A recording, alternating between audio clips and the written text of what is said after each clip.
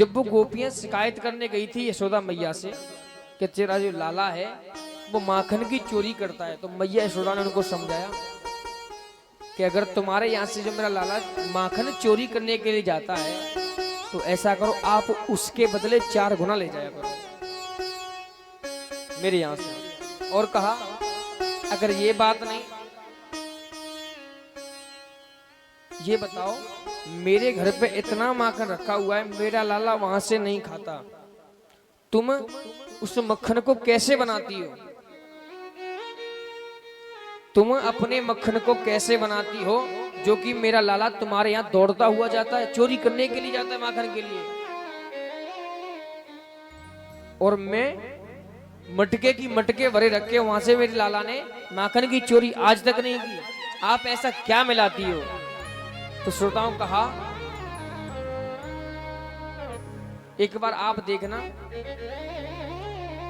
कि किसी घर से भोजन बनने की इतनी सुंदर महक आती है कि उसी के घर भोजन करने का मन करता है कि नहीं, और वही वस्तु अपने घर बनती है, वही मसाले सब कुछ अपने घर बनती है, उसमें हमको स्वाद नहीं आया। क्यों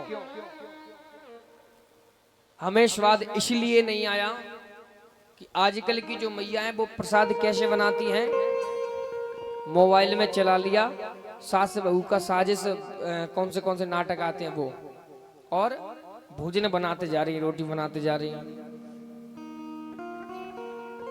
और जिस घर से स्वाद आ रहा हो तो मान लेना कि वो भगवान का भजन करते हुए, भगवान का भजन सुनते हुए वो प्रसाद बना रही है।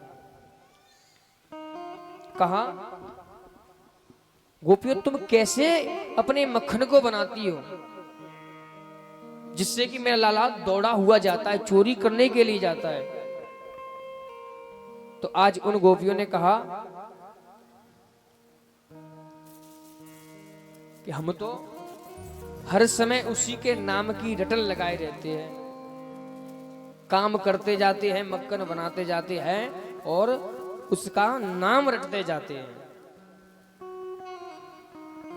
और ये बात का अनुभव लेना और आप करके भी देखना इस चीज को, एक दिन बनाना, आप कथा श्रवण करके, भजन श्रवण करके, भगवान का ध्यान श्रवण करके आप भोजन बनाना, उसका स्वाद देखना आप, फिर उसके दूसरे दिन देखना आप नाटक लड़ाई पिक्चर चला के भोजन बनाना, फिर उसके स्वाद को चाखना। तो ये मैं विश्वास से कह सकता हूँ उस स्वाद में और उस स्वाद में जमीन और आसमान का फर्क होगा, क्योंकि वो जो गोपियां उस मक्खन को बनाती थी तो हर श्वास में हो सुमिरन तेरा, यूं बीत जाए न जीवन मेरा, तेरी पूजा करते बीते सांझ सवेरा, हर श्वास में हो सुमिरन तेरा, यूं बीत जाए न जीवन मेरा। तो कहा हम तो हर श्वास पे प्रभु का नाम रटते हैं और काम करते जाते हैं। अब बताया, श्रोता लोग कहने लगे कि काम करते करते भजन कैसे हो सकता है? भजन तो हम बैठकर आसन पे और माला जब तो जाप सकते हैं। तो बताया ऐसा नहीं, काम करते चलो नाम रटते चलो, कृष्ण गोविंद गोपाल गाते चलो। आज वो गोपियां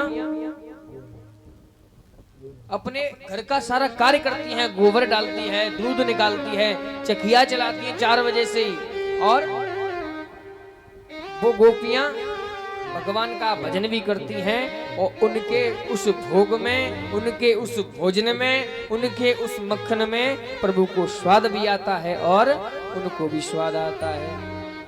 तो कहा कैसे करें? तो बताया सांसों की माला पे,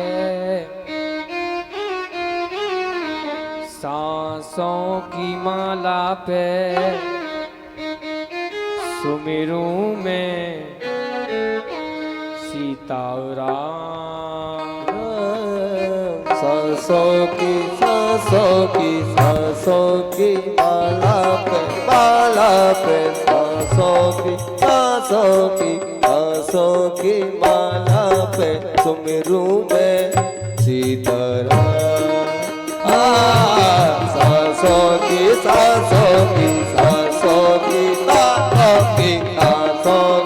माला पे सुमिरू मैं सीताराम। सांसों की माला पे सुमिरू मैं सीताराम।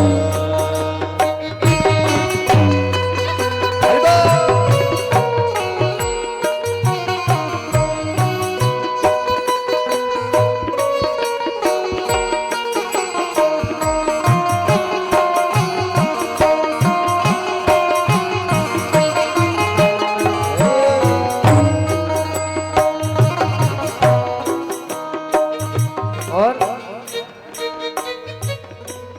प्रीतम का कुछ दोष नहीं है, प्रीतम का कुछ दोष नहीं है, वो तो है निर्दोष।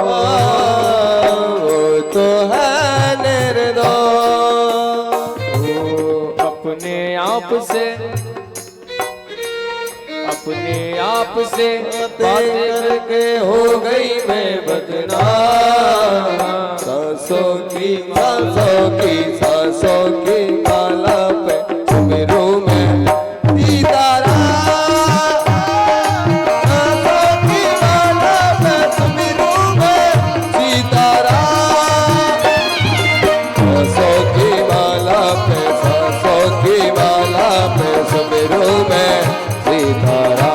राधे श्याम। सांसों की माला पे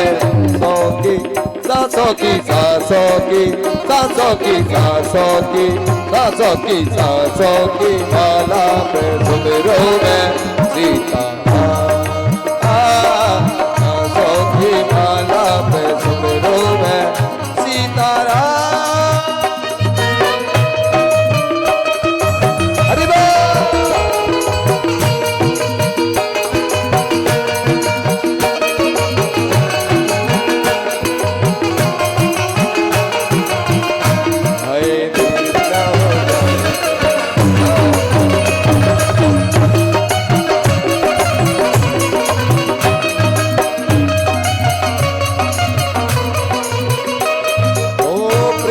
के रंग में ऐसी डूबी, प्रेम के रंग में ऐसी डूबी, हो गया एक हीरो,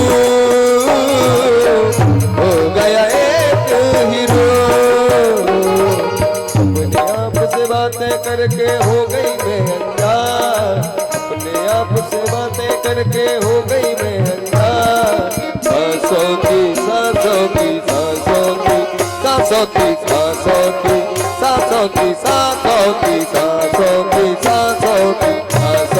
माला पे सुमिरू मैं सीताराम। सांसों की माला पे सुमिरू मैं सीताराम। सीताराम सीताराम सीताराम सीताराम। सांसों की माला पे सुमिरू मैं सीताराम। सांसों की माला पे सुमिरू मैं सीताराम। राधे श्याम सीताराम, राधे श्याम सीताराम, राधे श्याम सीताराम, राधे श्याम सीताराम, राधे श्याम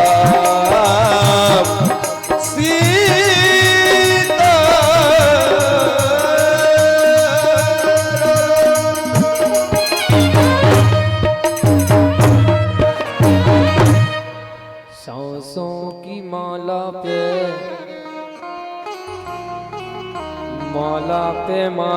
पे सुमिरो मैं सीताराम।